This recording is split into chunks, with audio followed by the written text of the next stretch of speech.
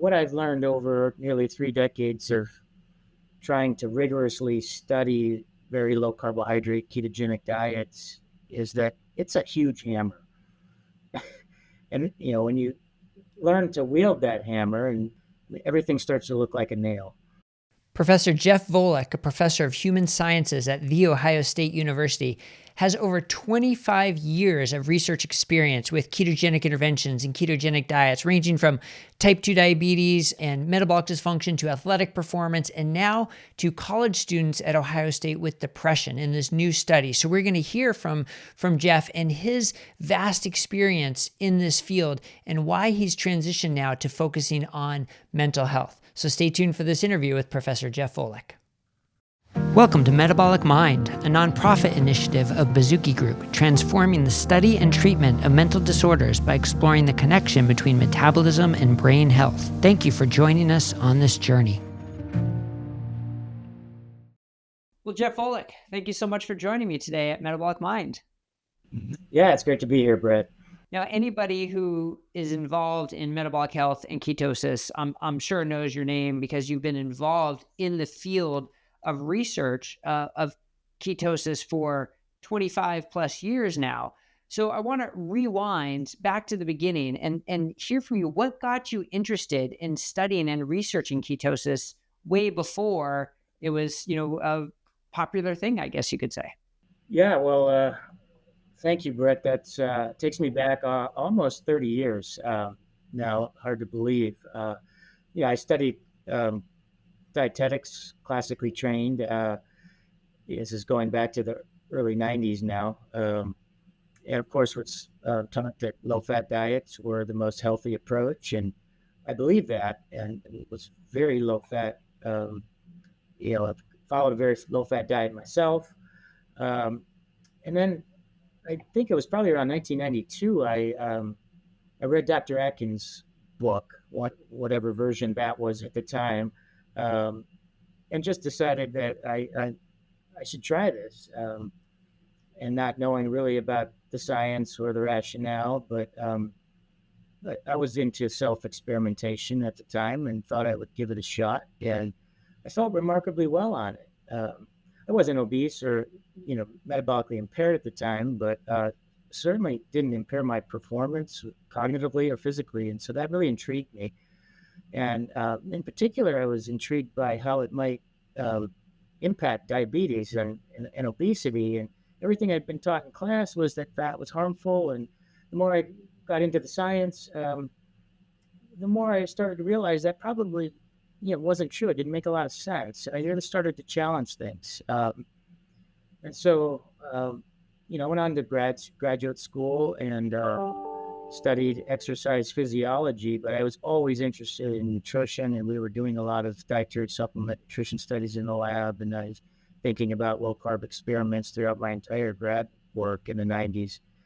And the more I learned, the more I realized that what I was taught wasn't the full story. And I really, was on the right track here, thinking that, fat isn't the demon and wasn't justified to vilify fat the way we were. And this was very strong in the 90s. I mean, we were really, well into the fat-free, low-fat products were being sold everywhere. I mean, the dogma had really solidified and hardened by that point. But this is not what I was being taught in classes. So a lot of this was my own self-education and digging into literature and trying to understand the metabolism of carbs and fat. Yeah, and we unfortunately hear that a lot, that somebody only gets into this because of a sort of a personal experience and then has to rethink and question kind of everything they've been taught to get further into it. Now, you've done this more than anybody with now, like you said, almost 30 years of this with extensive research. So, I mean, you've studied how it affects athletic performance. You've studied so much about insulin resistance, metabolic health, type 2 diabetes.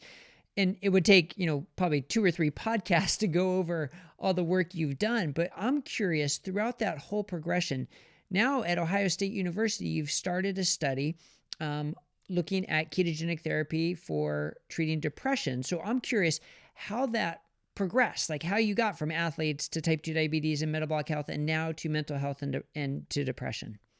Yeah, well, I think the short answer is, what I've learned over nearly 3 decades of trying to rigorously study very low carbohydrate ketogenic diets is that it's a huge hammer. And, when you learn to wield that hammer, and going back to my dietetic backgrounds, I mean, that's really what I think my lab excels in: formulation, implementation of this ketogenic diet. I mean, everything starts to look like a nail. And so the most obvious nail is obesity and type 2 diabetes. And that was an area I spent the majority of my career studying. And there's probably no better example of the power of ketogenic diets to reverse disease than in type 2 diabetes. So that's been a major focus. But I'm very much, now that we've demonstrated that we can reverse diabetes, I'm more interested in the advocacy on that end. For example, getting some recognition of all this science in the dietary guidelines for Americans and so forth, because we have the evidence. Not that there's not more studies to do, but there's sufficient evidence now that we should be embracing this in public policy, and we're not. And many people are suffering as a result. But on the scientific end, there's still a lot of other potential nails out there that would likely benefit from a ketogenic diet. And I think mental health, it's just one of many areas where that could end up being also a very powerful condition, or a condition. Ketogenic diets show powerful therapeutic effects. And I'm no expert in in mental health, but fortunately I have great colleagues here at Ohio State, and we've put teams together and are studying this now. And I'm also very fortunate to be included in the rapidly expanding group that you've helped develop through Metabolic Mind, and the Bazooki group. And I'm fortunate to rub shoulders with a lot of world experts in mental health. So this is probably the most rapidly progressing area in ketogenic diet research that I can recall in my 30-year career, because a couple of years ago, this wasn't hardly on the radar. Yeah, and that's a big part of sort of, I think, our mission is getting people like you, the experts who've been doing ketogenic interventions for decades, combining it with the experts in mental health so everybody can learn from each other and grow along the way, which is exactly what's been happening, which is really exciting. But I want to go back to your analogy for a second of the hammer and the nail, because there's that old saying, right? If all you have is a hammer, everything looks like a nail, right? You could look at it both ways, I guess. So the skeptic would say there's no way one intervention works for obesity, type 2 diabetes, and depression, and bipolar disorder, and cancer, and PCOS, right? It's like, it's too much. So how do you rectify that? How do you say, well, yeah, actually it does, and here's why? How do you connect the dots? Yeah, well, you're right. I mean, you run the risk of sounding a little bit like a quack when you state that this intervention could have such broad spectrum therapeutic applications. But the reality is, when you look at most chronic diseases, they have an underlying metabolic impairment as part of their pathophysiology or pathogenesis. So, in other words, whether you're looking at cardiovascular disease or diabetes or cancer or neurological diseases, in all those cases, there's underlying metabolic impairment and chronic inflammation. And all of these relate back to nutrition, that they all share some common elements in terms of what might be driving these disease processes. Now, they tend to manifest in different ways, so people develop different symptoms and different disorders, but it's quite striking how many of them relate back to problems managing carbohydrate. And when you fix that, rather than just putting Band-Aids on things, which is what most drugs do, you're actually getting at root causes. and therefore you're seeing really quite broad therapeutic effects across the spectrum of various metabolic diseases, including mental health. Yeah, I think that makes a lot of sense. The way it comes back to the metabolic dysfunction at the root of the problem, and then also just being able to have your body run on a different fuel source and providing ketones. It really can affect so many different areas. But one I guess hesitation or one concern that comes up with people who maybe aren't as familiar with putting yourself into ketosis, ketogenic therapy, ketogenic diets is that it's so hard to do. And people aren't going to be able to do it and stick with it. And here you are doing it in your study in a college population, which is probably one of the more challenging populations too, because there's not maybe set schedules, you can't always have access to all the food you want, and the age group, and there are so many different things. So I'm curious what you've found so far about just how well people can implement and stick to a ketogenic diet for that age group that you're studying. Yeah, the college age population is challenging for a number of reasons, as you kind of laid out. But the reinforcement from the positive effects that does help a lot in terms of motivating them to want to stick with it. But the reality, Brett, is the ketogenic diet is a challenging diet for most people because we are so accustomed to having carbohydrates in our diet. Not they're everywhere. They're ubiquitous, and for many people, they can be addictive. So you're dealing with a lot of challenging, even cultural norms around what constitutes a diet for a person, and asking them, to switch their diet does take a lot of education up front because there's a lot of different components to a ketogenic diet that one needs to understand and implement appropriately. But then even once you understand it, there are challenges just implementing it over time for weeks and months and years because there's a lot of forces out there that want you to eat carbohydrate.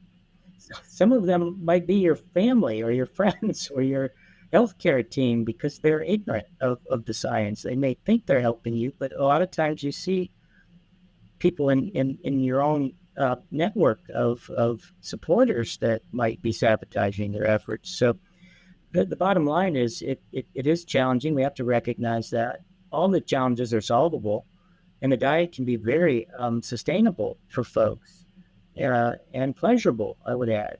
Food should be enjoyed, and there are a lot of meals that can be consumed and foods that can be consumed that facilitate pleasure and joy. And the fact that you're improving your metabolic health exacerbates the pleasure you get from eating. So we've certainly demonstrated that this can be a lifestyle that can be sustained in folks, but we've also learned it requires ongoing support and education. Yeah, and that's key.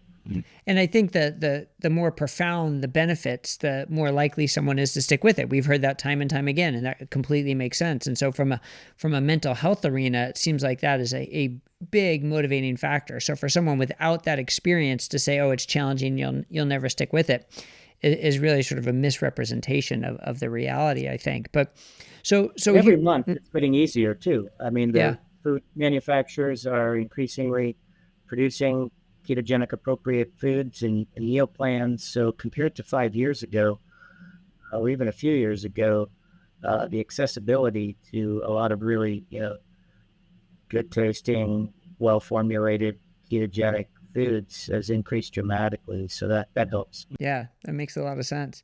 Well, so what can you tell us so far about your study on using ketogenic diet for treating depression in college-age students? Well, so we're focused on depression. So these are students who are currently enrolled at Ohio State in a counseling program, and we're working with the psychiatrists that oversee that program and psychologists as well at Ohio State.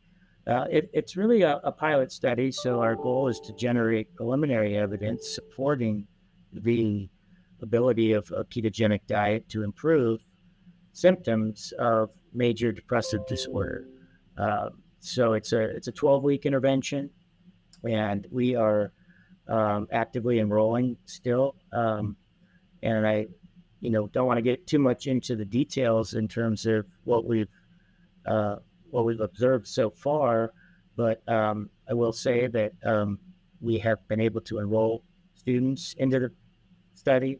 We've been able to maintain ketosis, which is one of the feasibility goals. Is getting college-age students to be compliant with this diet and actually register ketones in the desirable range that we're targeting.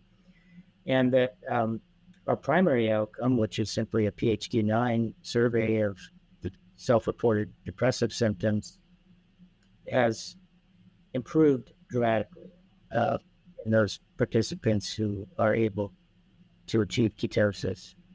And I'll probably just, leave it at that. We're measuring a host of other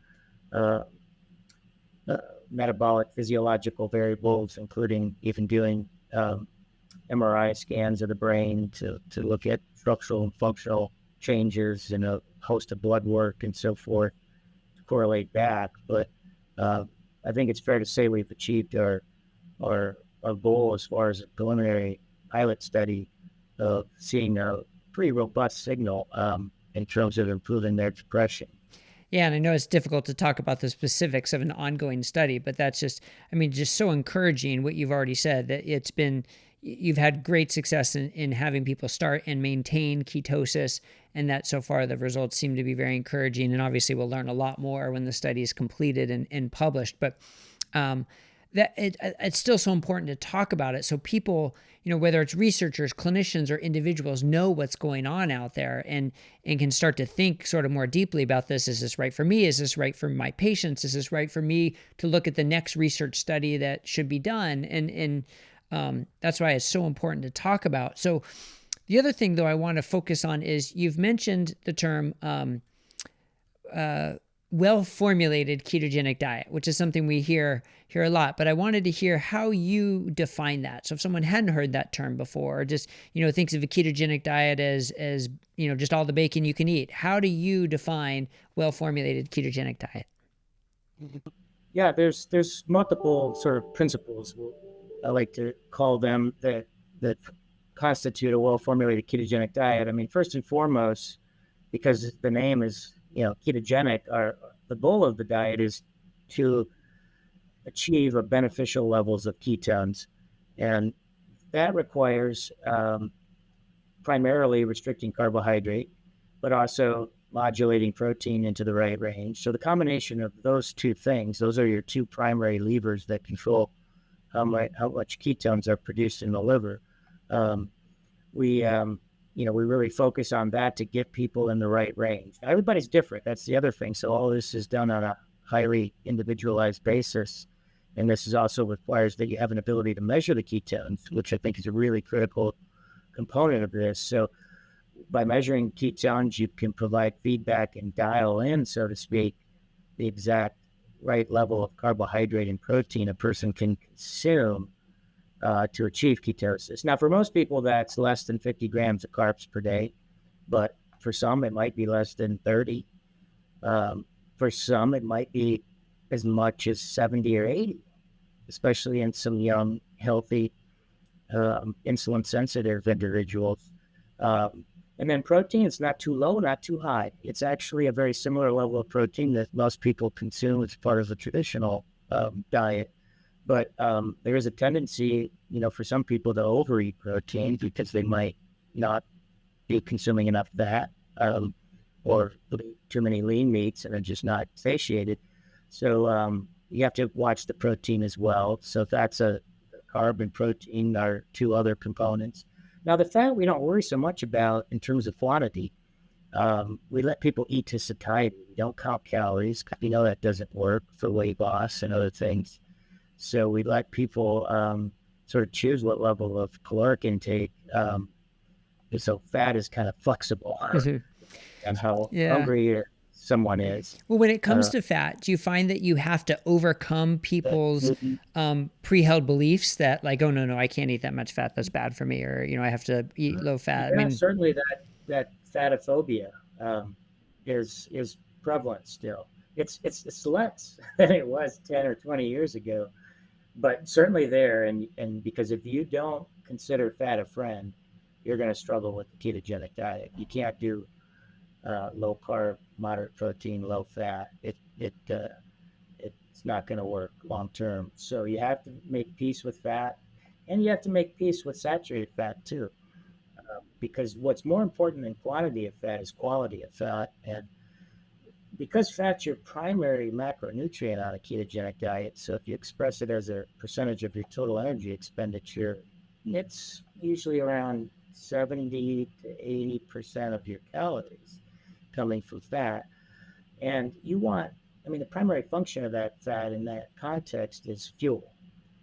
And of course, it's also adding flavor and so forth to the diet.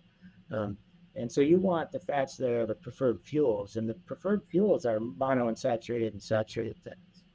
So in other words, if you try to construct a ketogenic diet that's very high in polyunsaturated fat, you are going to feel nauseous and not continue. So, we really coach people to avoid the vegetable oils, corn oil, soybean oil, anything high PUFA, but olive oil, canola oil, coconut oil, uh, uh, and almost all whole foods, animal-based whole foods are naturally low in PUFA, so those are encouraged. Butter, any type of meat, fat that's accompanying meat is going to be primarily monounsaturated, so those are fine. So the quality of fat becomes important, and try to encourage a couple good doses of EPA, DHA if you can get salmon in a couple times a week and so forth. So those are kind of the macros. And then you can get into the micronutrients too.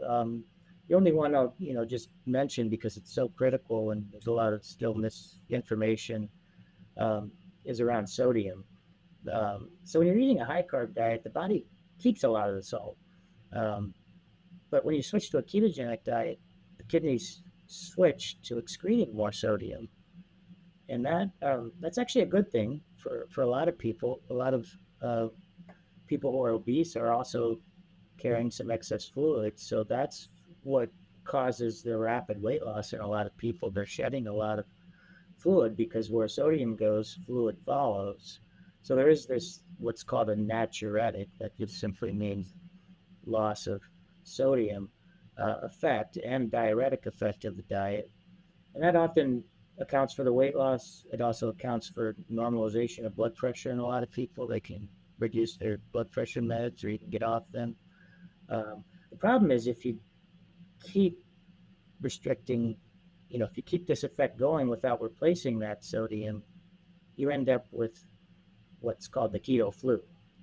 And I think most people, kind of understand that now. It's the dizziness, the fatigue, the lethargy that can manifest in headaches and various other symptoms. And, the interesting thing is most people blame it on, I'm not eating carbs, so that's why I'm feeling lousy. And so they eat carbs. And guess what? That makes them feel better because it fixes their sodium problem. But it wasn't a carb problem. It was a sodium problem. So all they would have had to do is increase sodium intake by a gram or two. So that's really important, especially for the athletes too, because the last thing you want is a reduced plasma volume when you go to exercise. So being conscious of getting adequate sodium and potassium too, because the problem is if you don't have adequate sodium, it's a stress response in the body, especially on the adrenal gland. Cortisol goes up, aldosterone goes up, all in an attempt to hang on to that sodium and fluid. So over time, that's not a good scenario in terms of sustainability and just maintaining some efficacy of the diet. So you have to be comfortable with saturated fat. You have to be comfortable with sodium and just fat in general. And, these are in direct contradiction to what we've been told for the last 40 plus years. Right, which gets us back to how we started with you saying you had to question everything you've been taught and sort of go against what the common knowledge has been, which has been so important. And we see it time and time again, but that has furthered research over the past 25 plus years And like you said, now with this research for mental health, it's been growing exponentially, but there's still a big reluctance about this getting into, I guess you call it mainstream medicine or first line therapy for various conditions. And I know you've seen it progress and it's probably better now than it was 20 years ago, but there's still a barrier. So what do you think it's going to take to get past that barrier to make it more acceptable as a medical intervention? Yeah, that's a question that I've been struggling with for a long time, Brett. I mean, we've only made very small progress in that space. Actually, I'm not aware of any academic program in medicine or dietetics at a university that actually teaches ketogenic nutrition, and so there's still an abundance of ignorance when it comes to this. Now, there's certainly a lot of information online and the internet, and you can self-teach yourself and whatnot, but it's not formally taught to anyone, and that's a problem because there just are not many healthcare professionals that are knowledgeable about all these nuances that we just talked about with the ketogenic diet, and even aware of its therapeutic potential to offer it as an option. But even if you do offer it as an option, then how do you execute on it? Because we don't have dietitians or nurses or any healthcare professionals really that know how to implement this. So it's still a huge barrier that needs to be addressed, and I'm increasingly putting more attention on that. I wish I knew the answer, but I think it's more education. It's putting on conferences. It's putting out information that's accessible, like you've done on the Metabolic Mind website, and people are seeing that and learning. But I think we need to actually get it into the medical curriculums and the medical curriculums at universities and make this mainstream in terms of what people are taught. Now, it's not the only approach, obviously, but it is a major arrow in the quiver that healthcare professionals need to be aware of so that they can offer it to their patients. Yeah, that's so well said. It's not that everybody has to implement ketogenic diet in everyone, but they should at least be aware of it and where it can be most beneficial, and one more tool to help people get healthy, which is what this is all about. So I appreciate that input. Well, I thank you for your time. This has been really enjoyable conversation, and I can't wait to hear more about your study as the results come in. We do have a tremendous amount of work underway, so eventually that'll make its way into the peer-reviewed literature, and I'll be at meetings, and I'm trying to spread the word but science moves slow, unfortunately, even when you have a high sense of urgency, but there's a lot of great work underway. I think a lot of important discoveries are going to be made over the next few years and beyond. Great. Well, thank you for all your work. Thank you, Bret.